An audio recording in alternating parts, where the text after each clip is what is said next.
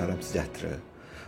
Untuk kali ini kita ingin membincangkan dengan lebih terperinci tentang salah satu jenis limfoma yang selalu saya rawat, iaitu diffuse large B-cell lymphoma.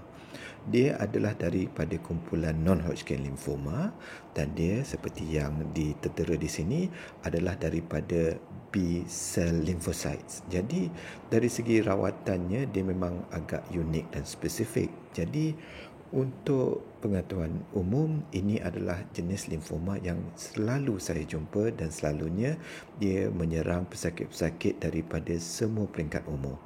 Jadi bila seperti juga dengan limfoma yang lain, secara umumnya pesakit-pesakit akan mula berjumpa dengan kita disebabkan oleh kebengkakan pada kelenjar. Jadi bila kelenjar ini bengkak, mungkin pada peringkat awal mereka rasa ia disebabkan oleh jangkitan kuman.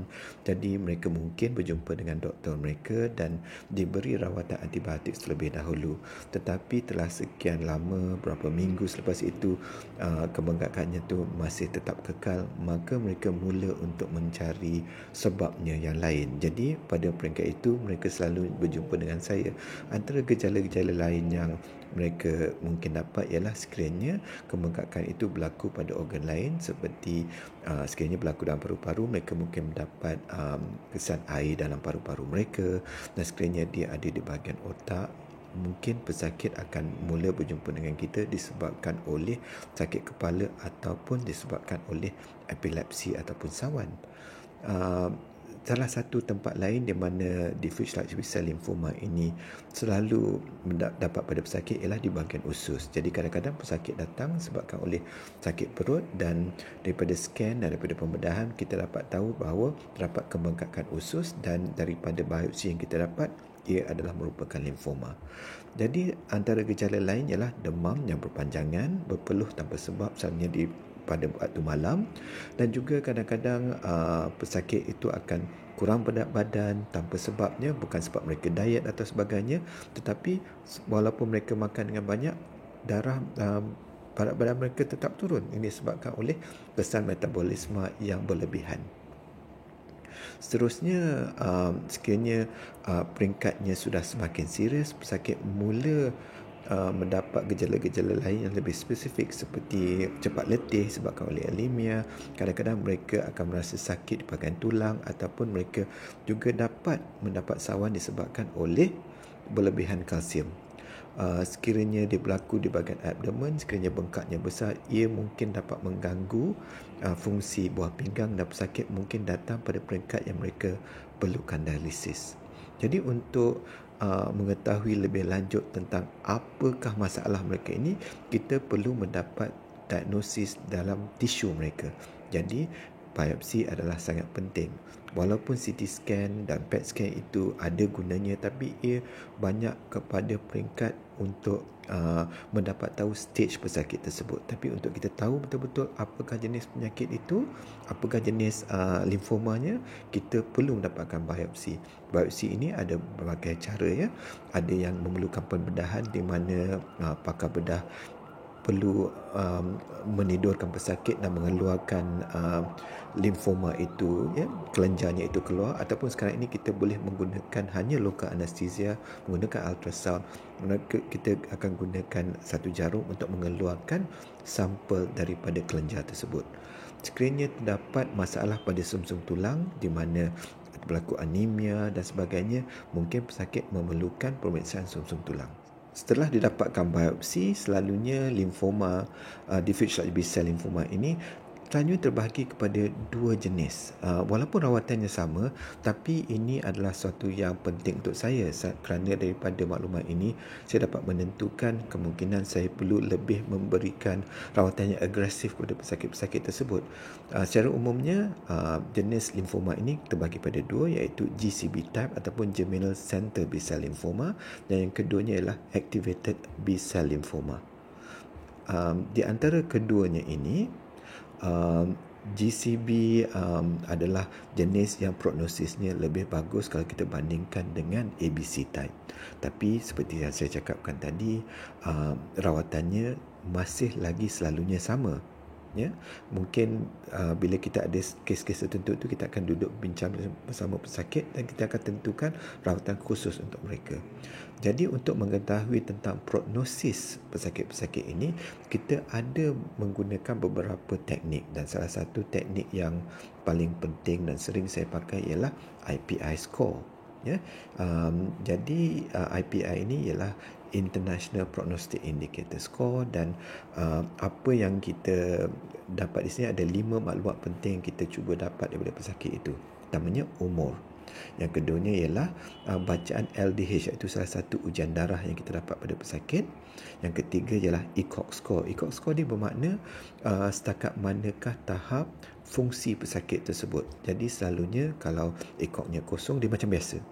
Dan maksimumnya ECOG yang 4 ni biasanya pesakit itu agak serius. Jadi apa yang kita perlu tentukan di sini antara 2 dengan 3, di mana sama ada ketika pesakit itu berjaga, ya, apa yang mereka buat pada tahap 50% daripada masanya, masa dia berjaga. Jadi maknanya kalau pesakit itu tidur saja ataupun berada di katil lebih pada 50% daripada masanya, ECOG skornya kita bagi kepada 3.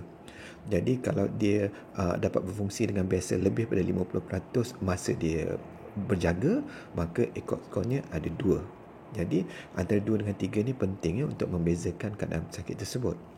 Daripada scan yang kita buat, kita dapat tentukan stage pesakit tersebut. Jadi stage 3 atau 4 diberikan skor tertentu dalam IPI ini.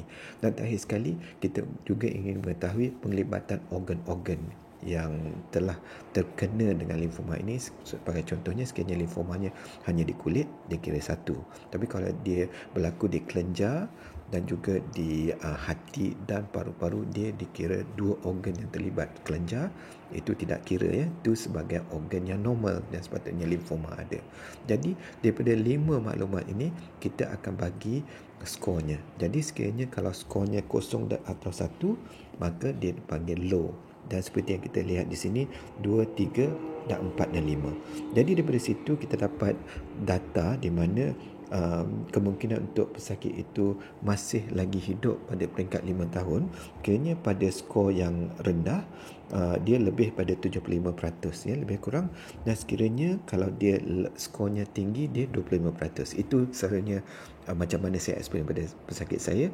Kalau di peringkat awal pada peringkat 5 tahun, 3/4 mereka akan masih hidup. Sekiranya kalau agak advance, 1/4 saja yang masih hidup. Jadi sebab itu kalau kita lihat pada skornya semula, adalah penting untuk pesakit itu dirawat pada peringkat awal, dan juga tidak mahu pesakit itu sudah terlalu nazak baru kita mulakan rawatan. Okey, itu sebagai kesimpulannya sahajalah. Jadi selalunya rawatan radioterapi dan juga pembedahan itu tidak cukup untuk menangani limfoma. Kita hanya perlu menggunakan kemoterapi, dan selalunya kemoterapi yang kita pakai adalah R-CHOP, yang saya akan terangkan pada topik seterusnya selepas ini.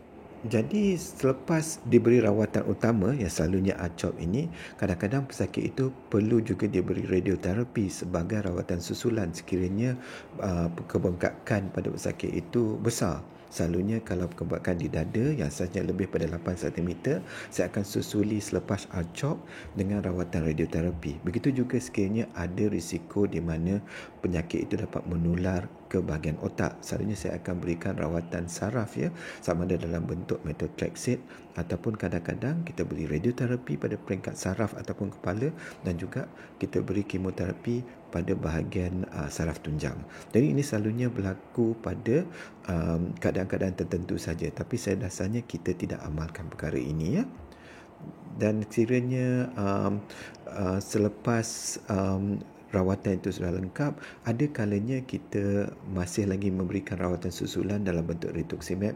Dan sekiranya kalau pesakit itu datang pada peringkat 4 dan juga terdapat penyakitnya yang meliputi bahagian sumsum tulang ataupun di bahagian organ-organ tertentu, kadang-kadang kita terus melakukan pembedahan sumsum tulang selepas selesai 6 kali R-CHOP. Selalunya rawatan ini diberikan pada peringkat salvage, di mana setelah pesakit itu mendapat remission, penyakit datang semula, kita tidak terus memberi pembedahan susun tulang, tapi kita kena beri kemoterapi dahulu untuk membunuh semua sel yang datang semula. Selalunya pada peringkat ini, R-CHOP mungkin tidak sesuai lagi. Sebaliknya, kita menggunakan kombinasi lain seperti RICE dan RDEC, dan selalunya bergantung kepada